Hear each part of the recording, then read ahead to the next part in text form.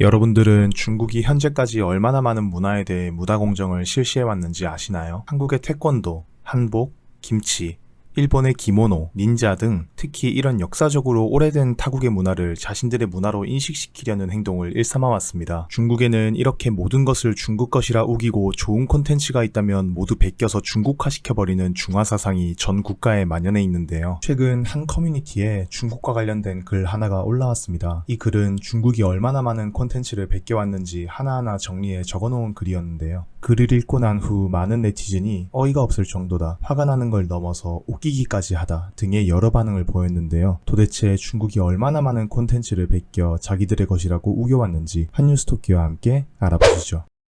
한국의 한 커뮤니티에 컨트롤 CV의 나라, 중국이 표절해온 수많은 작품들이라는 글이 올라왔습니다. 글의 내용은 현재까지 중국에서 전 세계의 여러 콘텐츠들을 표절해 중국의 콘텐츠로 사용하고 있는 실태를 낱낱이 적어놓은 것이었는데요. 너무나도 많은 양의 콘텐츠들이 중국에서 표절되어 원작과 거의 흡사한 중국의 콘텐츠가 되어 있는 모습에 여러 네티즌들이 다양한 댓글을 남겼는데요. 다음은 글의 내용 중 일부를 가져온 것입니다. 오늘은 짜증나지만 아주 재미있는 글을 하나 적어보려고 한다. 혹시 너희들은 중국이 지금까지 얼마나 많은 콘텐츠들을 불법으로 표절하여 중국 내에서 소비하고 있는지 알고 있는가? 중국이 원래 표절의 나라로 유명하지만 나 또한 직접 찾아보기 전까지는 이렇게 다양하고 많은 양의 콘텐츠가 복사 붙여넣기 되어 중국에서 소비되고 있는지 몰랐다. 지금부터 중국이 얼마나 많고 다양한 콘텐츠들을 표절하고 있는지 알려주겠다. 첫 번째로는 영화 산업에 관련된 표절이다. 여러분들은 캡틴 아메리카라는 할리우드의 유명 히어로 영화를 본 적이 있는가? 한국에서 마블은 이미 전 국민이 한 번쯤은 들어보았을 정도로 유명해져 있어 모르는 사람이 거의 없을 거로 생각한다. 하지만 캡틴 차이나라는 영화의 제목을 들어본 적이 있는가? 나도 처음 들었을 때는 비슷한 이름으로 중국에서 다른 영화를 만들었겠거니 생각했다. 그러나 중국은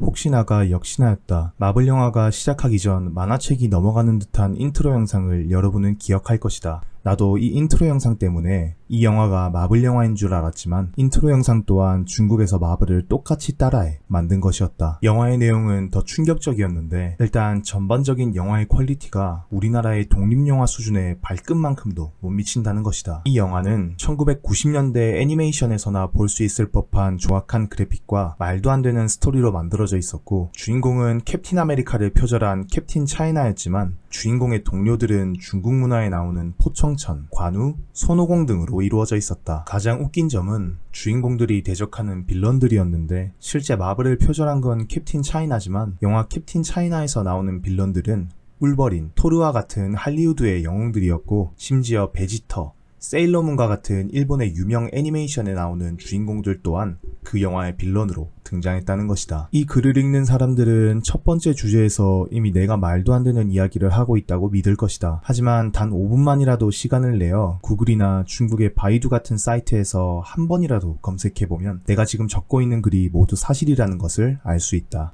두 번째는 드라마 산업에 관련된 표절이다. 대한민국의 드라마는 2010년대 초반부터 이미 동남아시아에서는 최고의 인기를 누리고 있었다. 하지만 그걸 가만히 지켜보고만 있을 중국이 아닌데 2013년 하반기에 한국에서 방영되어 동남아시아 전체에서 최고의 인기를 누린 두 개의 드라마 상속자들과 별에서 온 그대라는 제목의 드라마를 중국에서 표절한 것이다. 당시 별에서 온 그대의 마지막 회를 실시간으로 보려고 한국으로 중국인들이 대거 여행을 온 것이 한국 방송사에 포착되었고 중국에서는 국책연구기관인 중국과학원 상하이 천문대에서 별에서 온 그대의 마지막 회를 한국과 같은 시간에 실시간으로 방송하는 이벤트를 여는 등 당시 한국 드라마의 엄청난 인기를 생각하면 중국에서 당장이라도 표절하지 않은 것이 신기할 정도였다. 그러나 우리들의 기대에 부응이라도 하려는 듯 중국은 별에서 온 상속자들이라는 드라마를 방영했는데 제목에서부터 알 수 있듯이 누가 봐도 별에서 온 그대와 상속자들이라는 드라마를 합쳐서 만든 것이었고 내용 또한 중국 사람들까지 너무 느끼하다, 주인공들이 너무 어색하다 등의 혹평을 할 정도로 엉망인 드라마였다. 별에서 온 그대가 중국에서 40억 뷰 가까이 달성한 것을 생각하면 중국 콘텐츠의 부실함이 여실히 나타나는 표절이었다. 세 번째는 예능 산업에 관련된 표절이다. 대한민국은 예능민국이라고 불러도 될 정도로 아주 재미있고 많은 예능 프로그램들이 즐비해 있는데 한국 콘텐츠가 중국 사람들에게 인기가 많다는 것을 그 누구보다 잘 알고 있는 중국의 방송사들은 한국의 예능 프로그램을 표절하지 않을 수 없었다. 한국의 힙합 예능인 쇼미더머니를 표절한 랩 오브 차이나, 한국의 힐링 예능인 삼시세끼를 표절한 향황적 생활, 요리 예능인 윤식당을 표절한 중찬팅, 안녕하세요를 표절한 사대명조,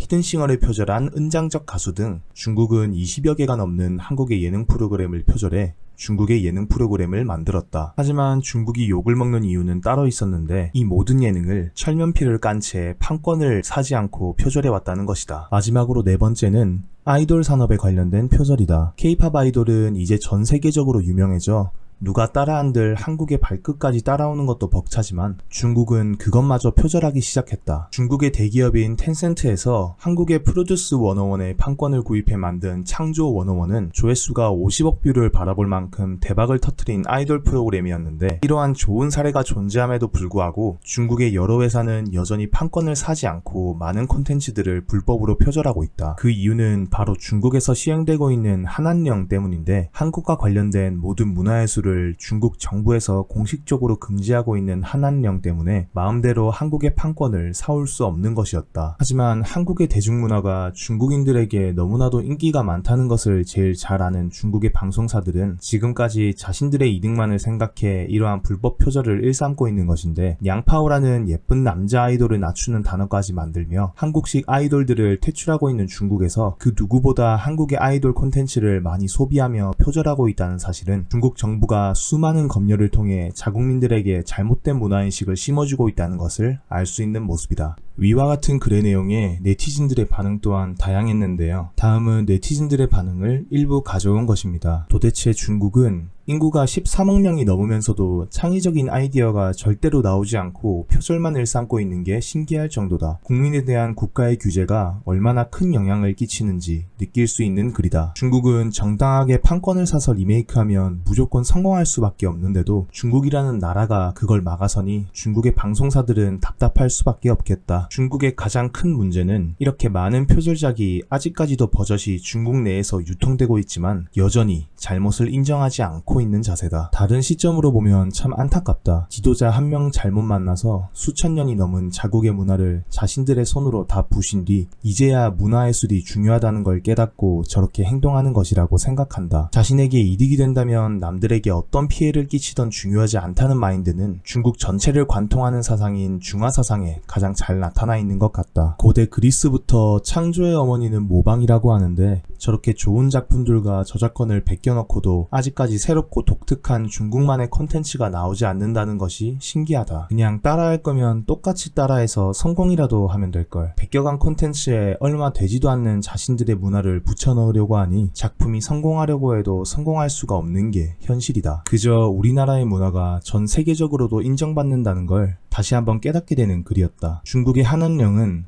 한국의 문화예술을 금지한 것보다 대한민국의 문화예술이 아시아 전체에서 가장 인기가 많고 위상이 높다는 사실을 중국 정부에서 인정한다는 정책이 분명하다. 여러 댓글들이 중국의 파렴치한 행태와 한국 문화예술의 높은 위상에 관해 이야기하고 있었는데요. 이제 한국의 대중문화는 아시아를 넘어 전 세계로 뻗어가고 있는 만큼 우리들 또한 그에 걸맞는 자부심을 가지고 우리나라의 문화를 널리 알렸으면 좋겠습니다. 한국의 문화예술이 그 어떤 나라도 범접할 수 없을 만큼 높은 위상을 가져 중국뿐만 아니라 그 어떤 나라에서도 한국의 문화로 장난치는 일이 없길 바라는 마음으로 이만 영상 마칩니다. 지금까지 한뉴스토끼였습니다. 좋아요, 구독, 알림 설정 부탁드려요.